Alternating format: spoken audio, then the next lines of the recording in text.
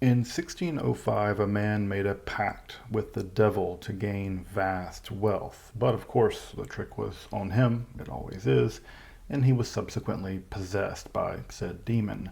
A semi-public exorcism would follow, with lay people heaping on their prayers for deliverance from this diabolical scourge. And on the morning of the fourth Tuesday of January, they had success. The demon went forth from the man like a blast of fire out of a cannon. It allegedly even deafened one of the exorcist's assistants, followed by another roar which shook nearby homes.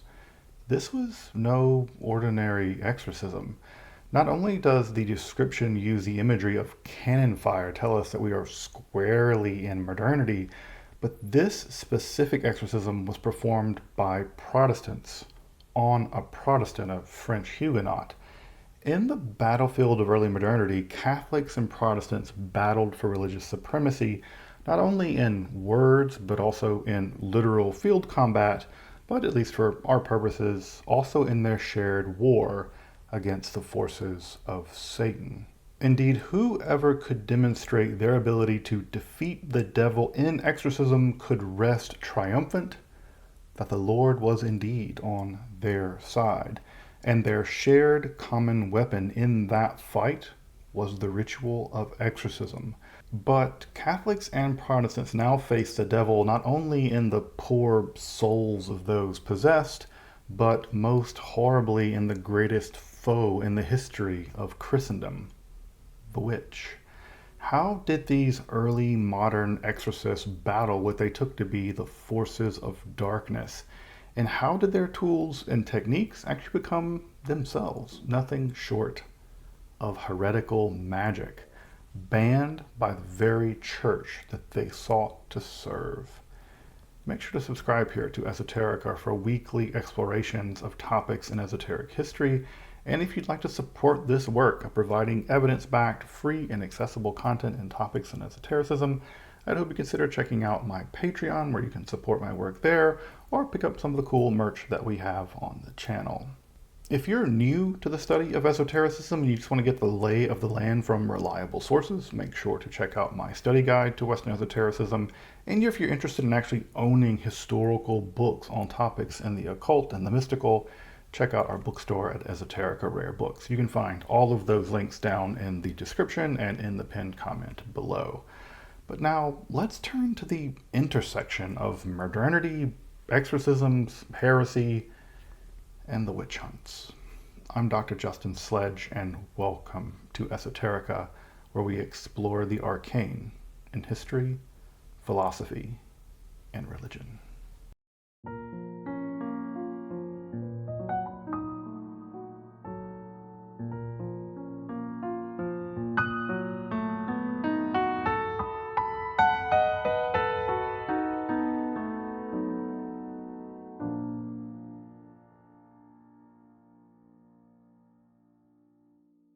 You might be surprised to learn that prior to the Council of Trent, which ran from 1545 to 1563, really about 1614 in this case, there was no standard ritual for major exorcism. And this makes a bit of sense if you think about it.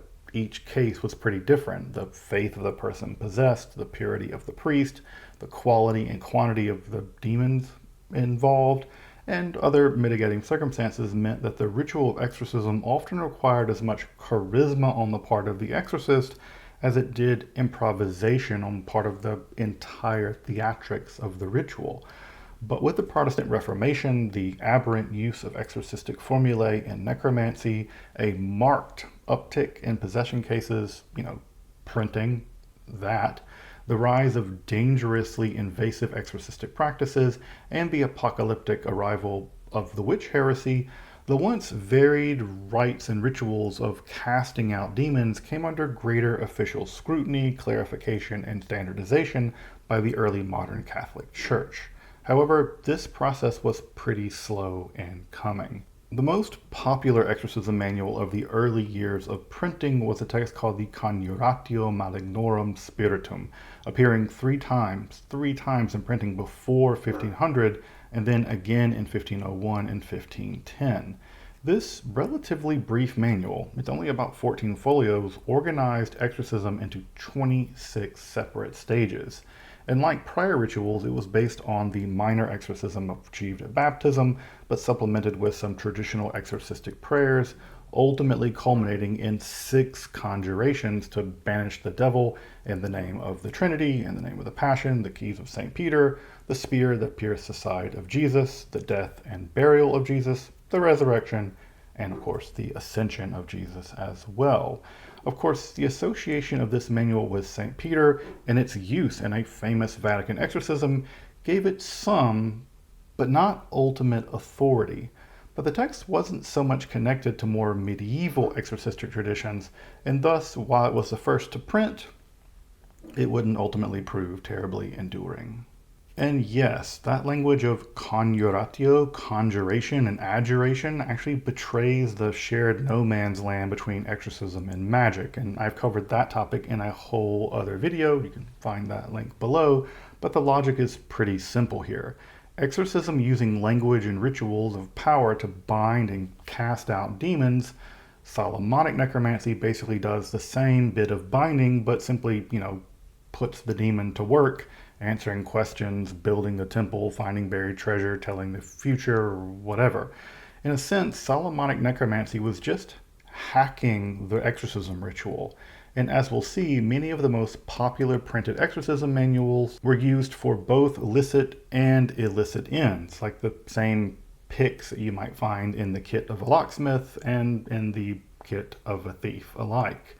Further, the elaborate rituals of necromantic textbooks, including the use of Latin incantations, astrological knowledge, and access to the often elaborate accessories required for the conjuration of demons, would actually only be accessible to someone from the clerical class. Only they really had that kind of know-how. Thus, we have the famed, or at least around here, the famed clerical necromantic underground. Priest exorcists by day, metal necromancers by night. And this reputation of priests peddling superstitious demonology would become a classic Protestant attack on Catholicism. Their rituals were just superstitions at best and magic at worst, but of course they were always in service of the Antichrist Pope. However, it's ironically from the pen of a Catholic, Erasmus, that many of these anti-Catholic tropes would first emerge.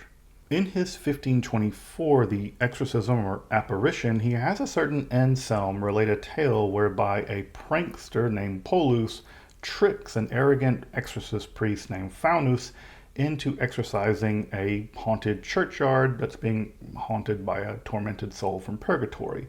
And Polus fakes the haunting with him moaning in the background and even sending candles atop the backs of crabs for added spooky special effects. Of course, the exorcism is successful, so much so that the priest touts even getting a letter from the soul in purgatory thanking them for alleviating their suffering. Yeah, that was a trope at that time. People claimed that that really happened. Of course, Erasmus is himself poking fun at what he took to be the abuses of the credulous superstitions of his day.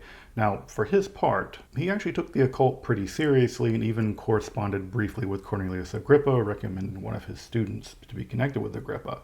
And to be sure, there were definitely Catholic critiques of not only these superstitions, but also the chaotic, illicit, and often heretical, even abusive nature of exorcisms of their day.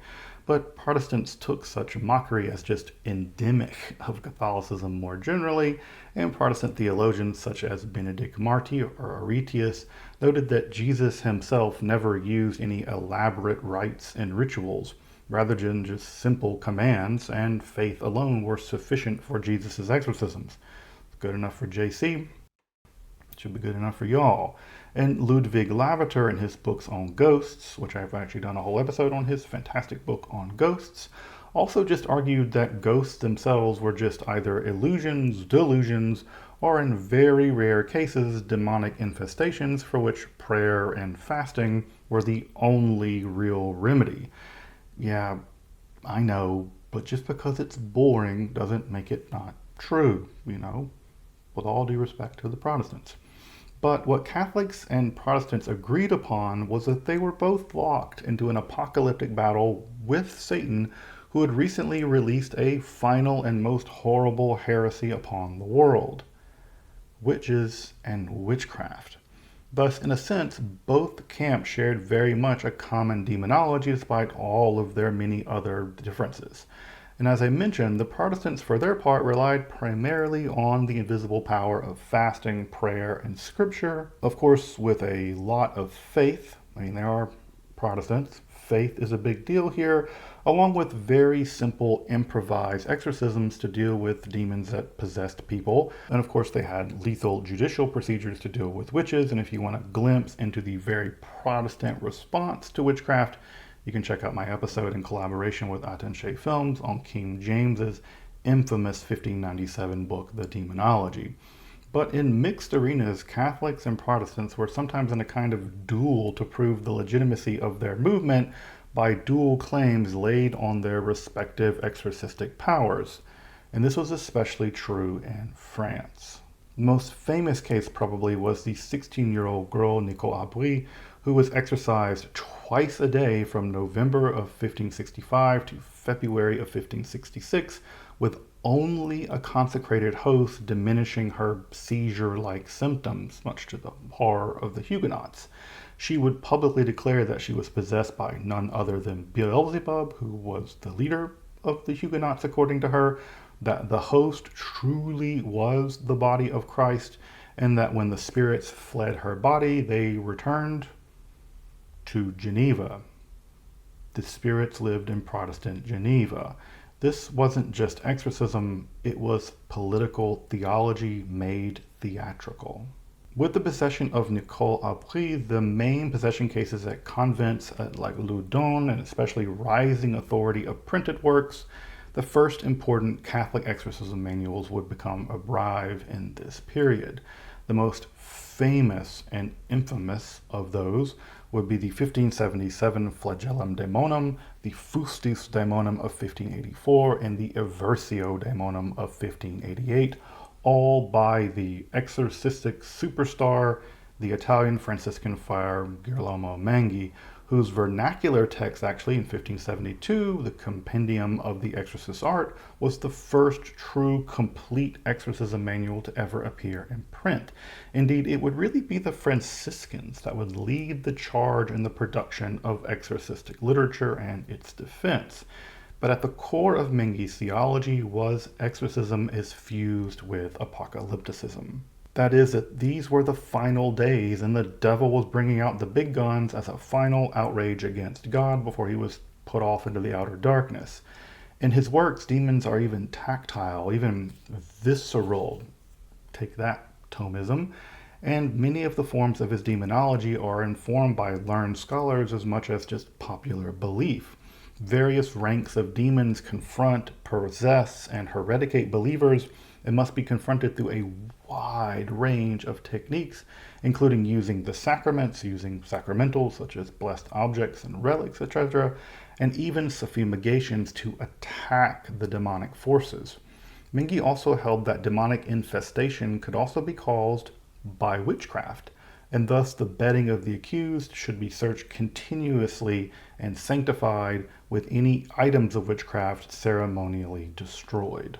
Like previous manuals, he stressed the importance of the moral and spiritual purity of the exorcist, but his conjurations were often left open-ended in a sense, and with pocket-sized editions proving very popular, it was only a matter of time until his exorcism manuals were used to conjure demons.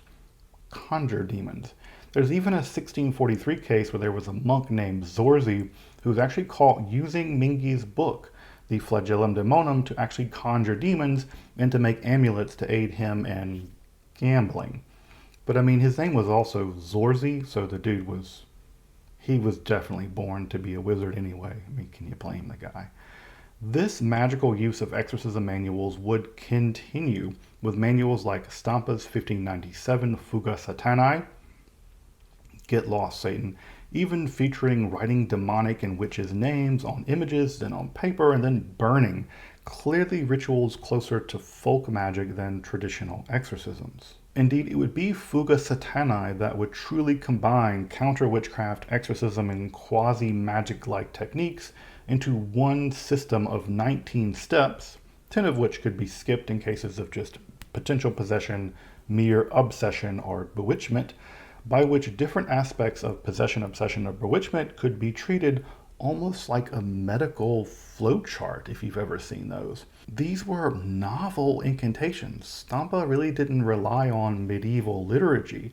Rather, modern possessions required modern solutions, and could even include breaking the instruments of witchcraft using rituals like burning them with sulfur and pitch, which were first blessed with holy water. I guess you've got to douse it with the water before you burn. Exorcisms of various objects were included, including personal suffumigation, and domestic exorcism became a big deal during this period, a rite that really first appears in this time period and continues down to this day in the Catholic Church. However, it would be the Jesuit Peter Thraseus' 1604 Locis Infestis that proved to be the definitive Counter-Reformation guide to hauntings and the exorcisms of homes, using various scriptures and, of course, incense. Suffumigation. So take that, Protestant Ludwig Lavater. There are rituals for getting rid of ghosts in houses that do require elaborate Catholic rituals. Speaking of incense, by the way, Polidori's Practica Exorcistarum of 1587 actually provide one of the most exacting recipes for driving out the devil and ghosts. 6 drams of hypericum, rue, frankincense against evil spirits specifically, and then 1 dram of frankincense, dore, galbanum, laudanum, and garifilum with 2 grains of musk against bewitchments, all specifically blessed with holy water and various incantations.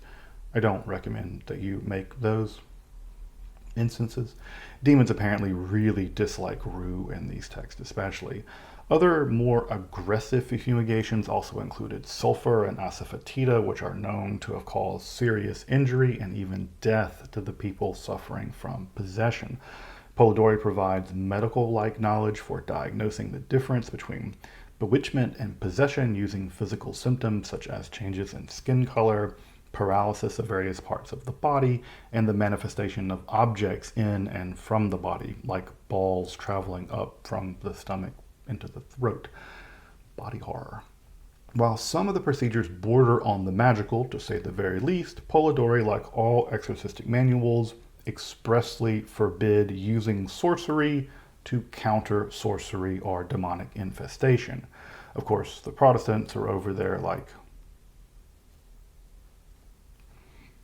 Perhaps the most important incantation shared among these exorcists was the famed one of St. Anthony. Ecce crucum domine partes adversae, livit Deo de tribu Juda radix David. Alleluia, alleluia. Again, said to have been provided to St. Anthony miraculously, and it's still said today. In fact, Pope Sixtus V, I believe, placed this prayer at the base of his obelisk there in St. Peter's Square. So it's like exorcising all of Vatican City.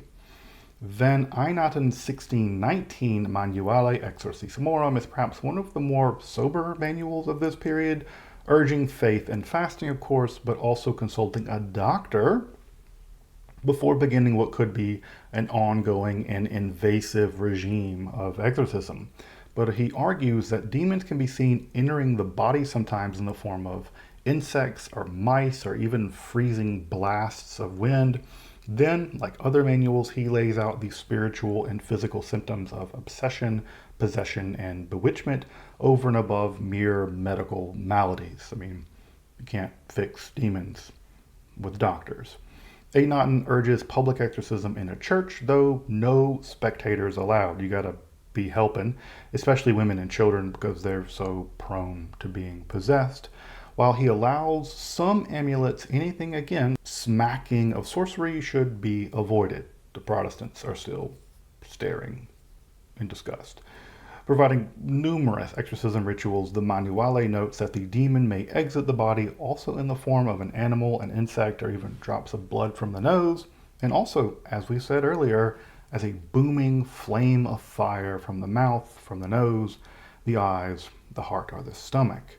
Various liturgies are provided in staged recourse for dealing with bewitchment, obsession, and possession, and including everything from how to cure visitations from incubi and succubi, along with exorcisms to protect homes, cattle, crops, food, and even shoo away demons in the form of agricultural pests.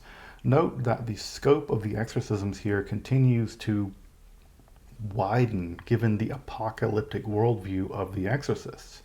Evil is simply everywhere. Another shared sensibility, again, between Protestants and Catholics, especially Protestants and Catholics in the New World. And yep, there's going to be an upcoming episode about exorcisms in the New World. These various Franciscan manuals were eventually brought together and printed in the infamous collection called the Tresoris Exorcismorum, the Treasure House of Exorcisms, in 1608 by Zetzner, who was really the coolest printer of that time in terms of occult stuff.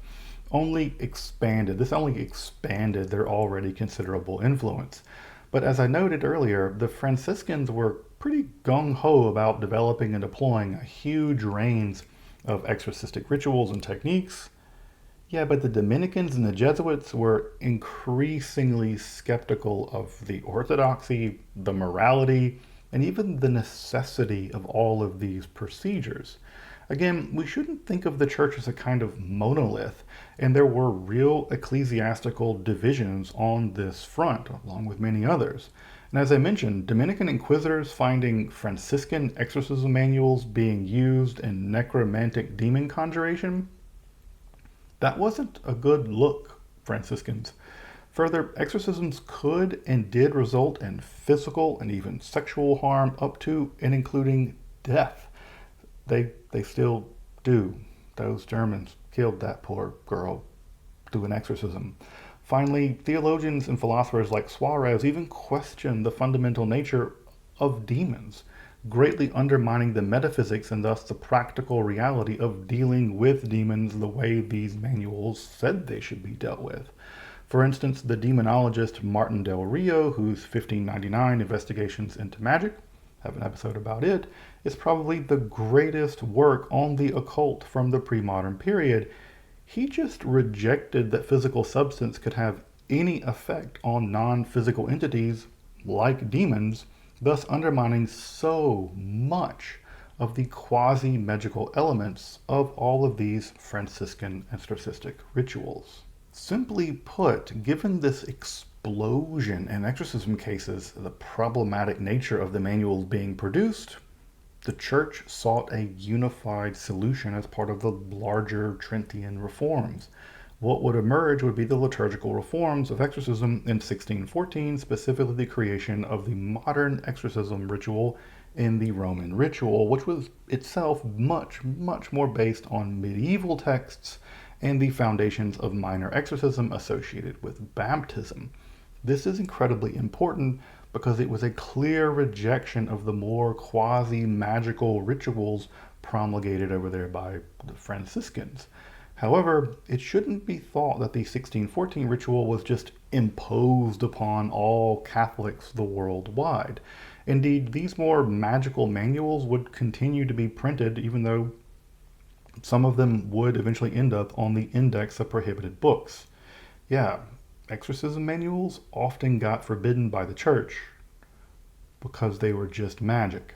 The 1614 ritual did maintain the need for the moral and spiritual purity of the exorcist, something not even really required for administering the sacrament of baptism, and thus elevated an otherwise lowly position in the priesthood of the church to something of a spiritual hero fighting demons.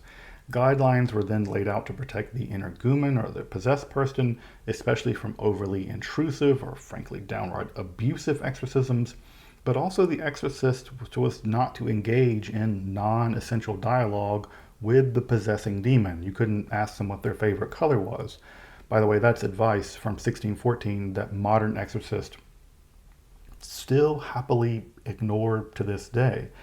It did allow for the possibility of bewitchment and the ritual destruction of bewitching elements, however.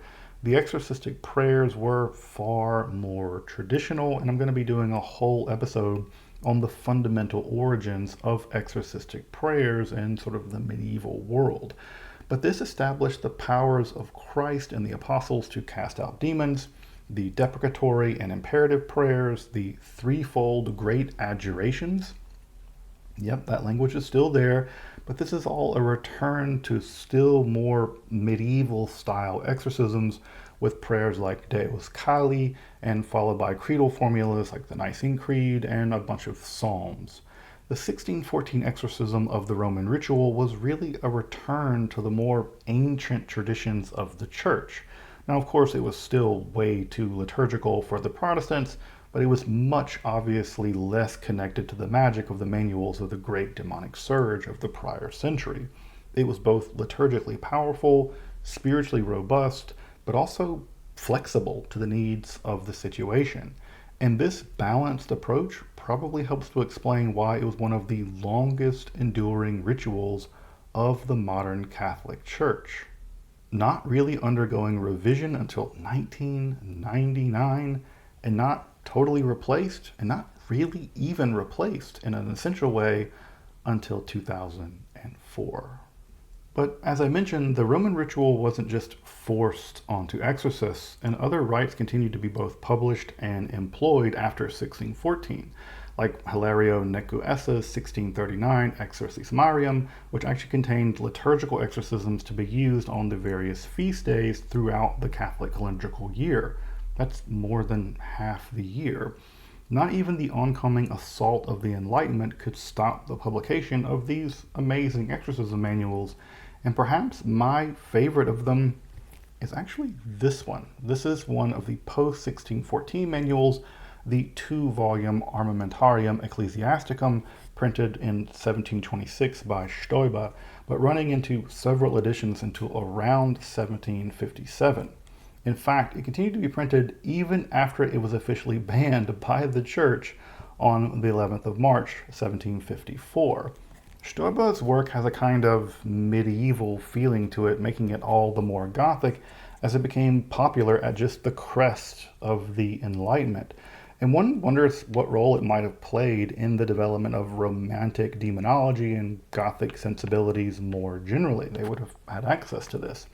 But the work has the superficial layout of a medieval treatise in the famous disputation or quodlibettal form, whereby Stoiber asks and then proceeds to answer various questions on issues of demonology, witchcraft, obsession, and possession.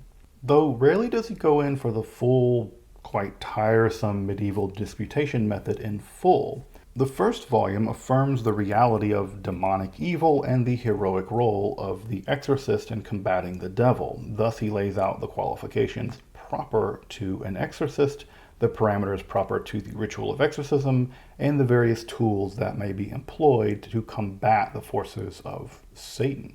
Secondly, the volume then outlines the nature of the energumen or the possessed person and how they too must come to resist the forces of darkness. In this sense, the possessed person isn't just a passive recipient of the exorcism, and the exorcist must pastorally aid them and their own struggle against this demonic invasion. But Stoiber's focus is always clear, even on his many demonological tangents, which are lovely, hence the relative thickness of this book. The clear purpose is the actual performance of exorcism, especially the tools and techniques available to the exorcist. Hence the name of the text, the armaments of the church.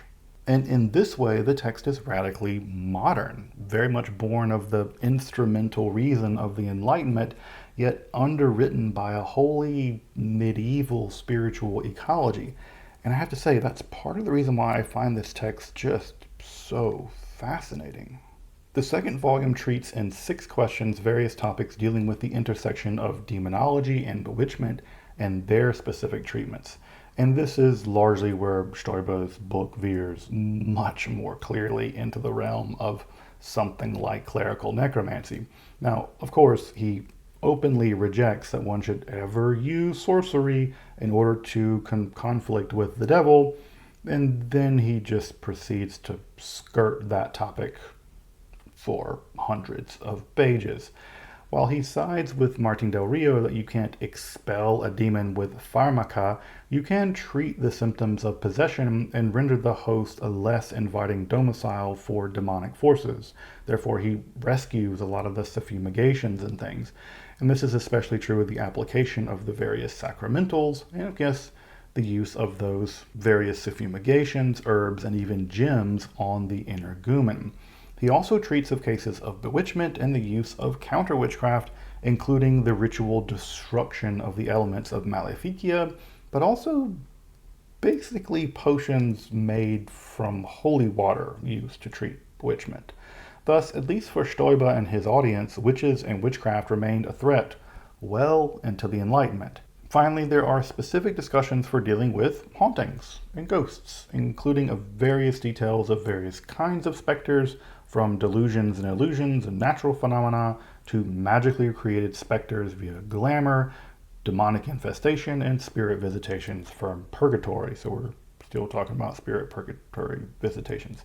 Of course, and also how to cleanse a house and space of such beings. And finally, he treats of dealing with various objects and containers into which demons have become trapped, such as rings and bottles, a clear nod to Solomonic necromancy. The text concludes with a nearly 50-page, all-inclusive exorcism ritual, and finally we have an extended discussion and illustration of several clearly magical amulets that were in use by the exorcist of his time and are described and depicted at length, but were warned, of course, that such amulets should never be used. Wink, wink, nudge, nudge. Yeah, here are several clearly magical anti-demonic amulets along with a 45-page long, one incantation to get them all. Yeah, it's pretty clear why this book was banned by the church. I mean, if this isn't magic, it will do until the magic gets here.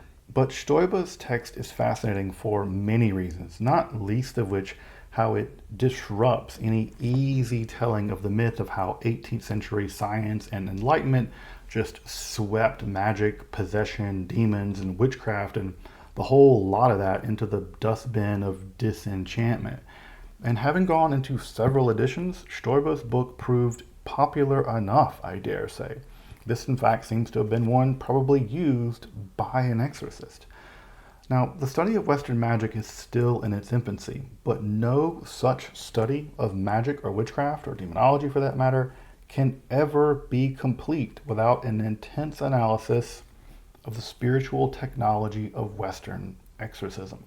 Indeed, medieval necromancy, and by extension, much of ceremonial magic, cannot fundamentally be understood outside of the logic and structure of text like Stoiber. And as I mentioned, the clerical necromancers were the hackers of the spiritual technologies of their day. Both licit exorcists and illicit necromancers were operating within the same fundamental platform. Sadly, most of this exorcistic literature has not been translated. Stoiber has not been translated. It's frankly an embarrassment to the church. I mean, most of it was literally condemned and banned, and many modern occultists aren't really able to appreciate the deeply Catholic admixture that comes into ceremonial magic. So that cognitive dissonance, though. But Francis Young's History of Exorcism in the Catholic Church is without any doubt the standout volume on this topic and well worth the read. Maggi's book, Satan's Rhetoric, A Study of Renaissance Demonology, is one of the best analyses of some of the exorcistic handbooks that I've covered in this episode, and some of the texts are translated, at least in fragments, in that book. Cacciola's Discerning Spirits, Divine and Demonic Possession in the Middle Ages is also a hugely important study for specifically the medieval period for demonology, and H.A. Kelly's work is great for the development of the concept of, Satan. And Clark's Thinking with Demons is now just a classic that everyone needs to have read 15 times. Bert Rust's paper is the best, and I think the only study of Stoiber up to this point. But sadly, basically all of the primary literature remains either untranslated or frankly, unreliably translated. But the Latin in these texts is not at all difficult, and I'll put links to these texts down below if you want to check them out and try to read them for yourself. I mean, it's a great way to practice your Latin by casting out ghosts and demons. Of course, more on exorcism and magic and witchcraft to come. Until then, I'm Dr. Justin Sledge, and thank you for watching Esoterica, where we explore the arcane in history, philosophy, and religion.